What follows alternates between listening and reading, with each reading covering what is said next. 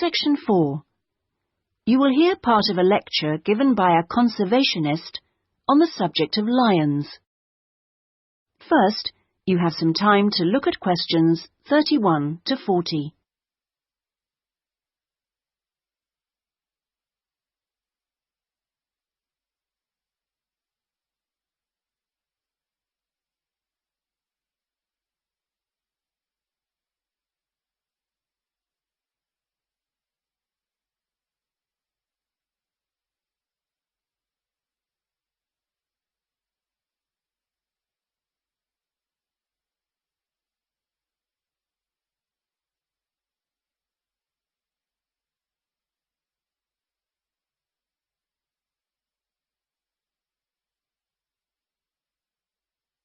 Now listen carefully and answer questions 31 to 40.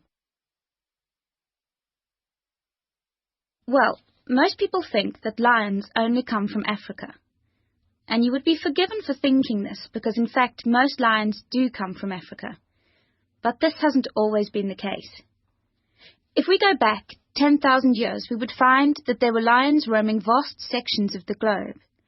But now, unfortunately, only very small sections of the lion's former habitat remain. My particular interest is Asiatic lions, which are a subspecies of African lions. It's almost 100,000 years since the Asiatic lion split off and developed as a subspecies. At one time, the Asiatic lion was living as far west as Greece, and they were found from there in a band that spread east through various countries of the Middle East, all the way to India. In museums, you can now see Greek coins that have clear images of the Asiatic lion on them. Most of them are dated at around 500 BC. However, Europe saw its last Asiatic lion roaming free 2,000 years ago. Over the next 1900 years, the numbers of Asiatic lions in the other areas declined steadily. But it was only in the 19th century that they disappeared from everywhere but India.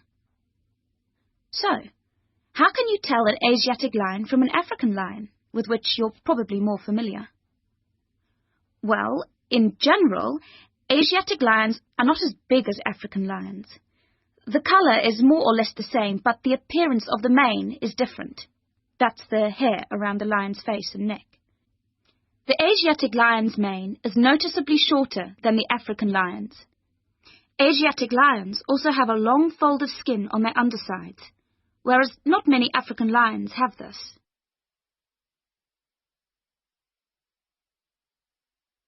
Well, I'd like to talk to you now about the Gir Sanctuary in India. That's where I've just come back from. The sanctuary was established specifically to protect the Asiatic lion.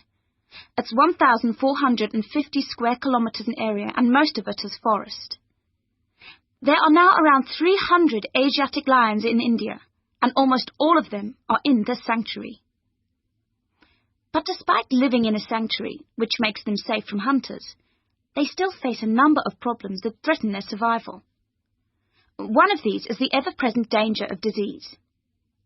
This is what killed more than a third of Africa's Serengeti lions in 1994, and people are fearful that something similar could happen in the Gir Sanctuary and kill off many of the Asiatic lions there.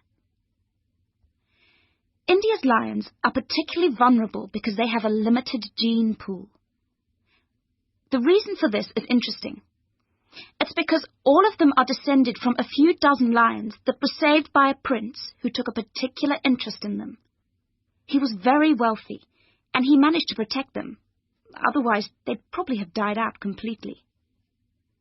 When you see the Asiatic lion in India, what you sense is enormous vitality. They're very impressive beasts, and you would never guess that they had this vulnerability when you look at them. The Asiatic lions don't have the Gir Sanctuary to themselves, I should add. They actually share it with about 2,000 farmers. A significant proportion of the lion's diet is made up of the livestock of these farmers, goats, chickens, and so on, as much as a third, in fact. And they've even been known to attack humans, especially in times of drought. One final piece of interesting information. In ancient India, one of the greatest tests of leadership for a man was to fight a lion. Now, it seems, In modern India, it will be a great test to see if the lion can be saved. I'm sure this is something that all of you will share concern for too. That is the end of section 4. You now have half a minute to check your answers.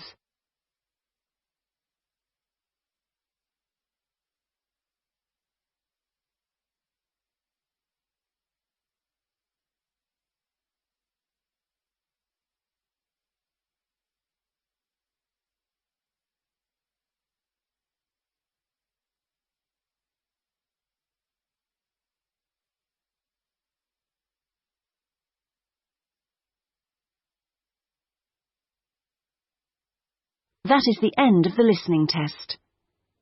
In the IELTS test, you would now have 10 minutes to transfer your answers to the listening answer sheet.